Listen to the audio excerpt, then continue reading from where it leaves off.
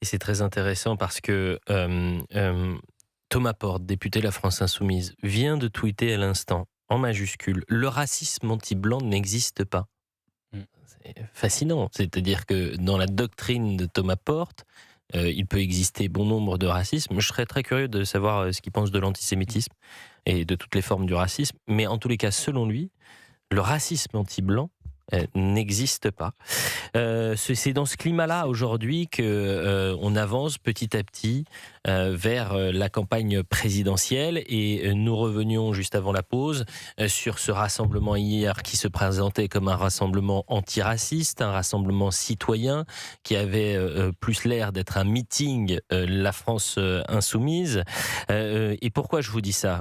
Vous allez écouter Ali Diouara qui est le maire de la Courneuve, député La France Insoumise, et qui va utiliser donc la tribune pour attaquer violemment le Parti Socialiste et SOS Racisme.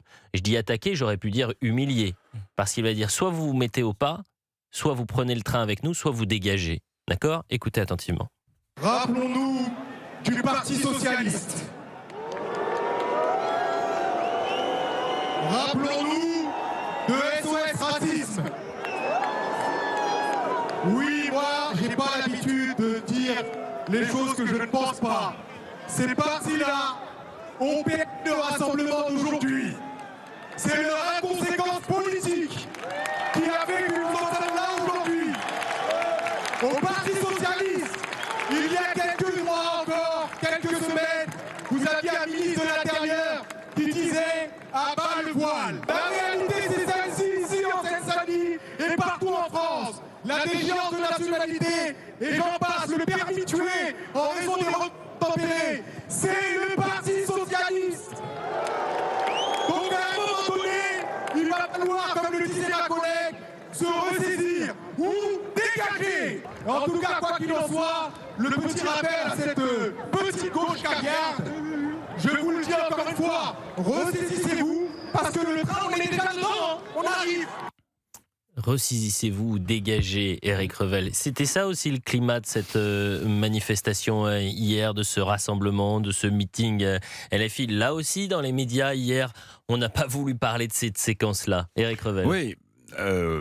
Très respectueusement, je ferai remarquer au maire de la Courneuve qu'il n'est pas bon camarade, parce que humilier une nouvelle fois le Parti Socialiste, alors que grâce à des accords que vous avez qualifiés à juste titre tout à l'heure, Elliot, de contre-nature pour ces municipales, grâce à ces accords et à la soumission des socialistes, LFI a remporté des mairies. Donc faire humilier le Parti Socialiste alors qu'ils les ont aidés, ils ont fusionné, Monsieur Faure a... Justement, pardonnez-moi, Éric Revel, dans toutes les grandes villes où il y a eu fusion entre LFI et LPS, ça a été un échec. Oui, d'accord, mais si on parle aujourd'hui du maire de la Courneuve ou de Saint-Denis, où vous avez raison, dans les grandes métropoles, oui, mais ailleurs, attendez, enfin Saint-Denis, c'est une grande ville. Oui, non, mais Saint-Denis, il n'y a pas eu de fusion avec le PS. Saint-Denis, justement, il y a eu un duel entre le PS et la France Insoumise. Je ne suis pas sûr qu'il faille aller sur ce terrain-là, cher Éric. Je pense que vraiment, c'est, encore une fois, c'est dans la continuité de ce qu'on a vu au second tour des municipales, ces maires battus, parfois et socialistes, humiliés, attaqués, insultés.